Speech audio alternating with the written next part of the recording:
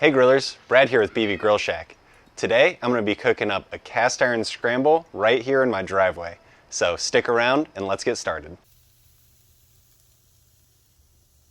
Alright guys, it's a beautiful day in late April. I got up, I'm going to cook a cast iron scramble. It's going to be amazing. I'm just here chilling in my driveway.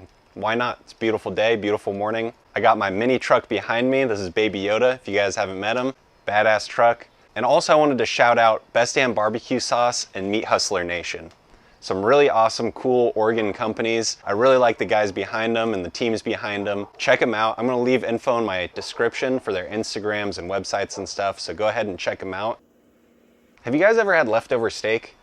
I usually don't either. That's okay. But sometimes I do, you know, if I cook way too many steaks or if I get a really big steak at a restaurant, and I hate to let my steak go to waste. The only problem is it's kind of hard to reheat steak and make it taste as good as it did the night before or a couple nights before.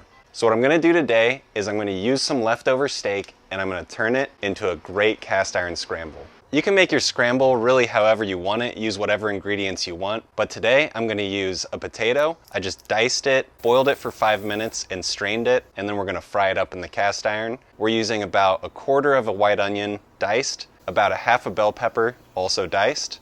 I'm going to scramble a few eggs with a dash of milk.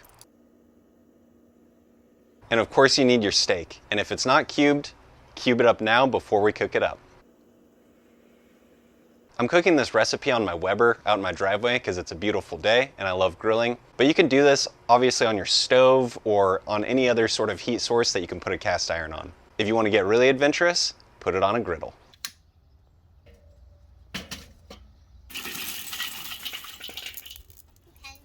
So I'm just going to start off by putting my pan on the Weber. I'm going to add a little bit of oil and a little bit of butter to the pan. I learned that if you add oil and butter, you can still get the butter flavor, and the oil will help bring the smoke temp of the butter up to a higher temperature. Once the oil starts bubbling, I'm going to throw in a potato just to find out if the oil's ready to go. Add your diced potatoes to the oil and butter mix. I'm going to let these fry for a few minutes before I add the onion and bell pepper. Get them nice and coated in the oil and butter. This is going to help them crisp up on all sides. Now that our potatoes are starting to get pretty crispy and starting to brown, I'm going to move them over to one side.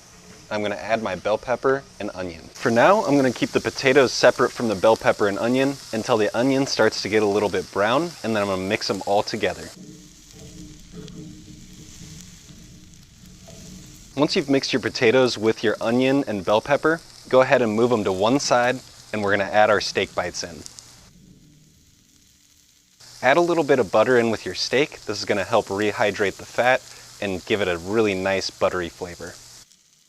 Grill your steak for just a few minutes and then mix it in with your vegetables. Be really careful here, you don't want to turn your vegetables into mush, and then we're going to spread it all out over the pan and let it sear for another 1 to 3 minutes before we add our eggs.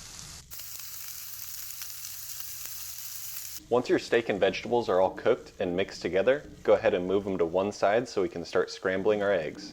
Pour the scrambled eggs into the pan and try to keep them separate from the vegetables and meat until they're scrambled.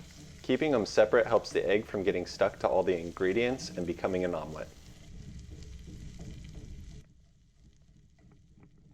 Once your eggs are scrambled, mix them with the steak and veggies, and then we're going to go ahead and take the pan off the heat before we overcook the eggs.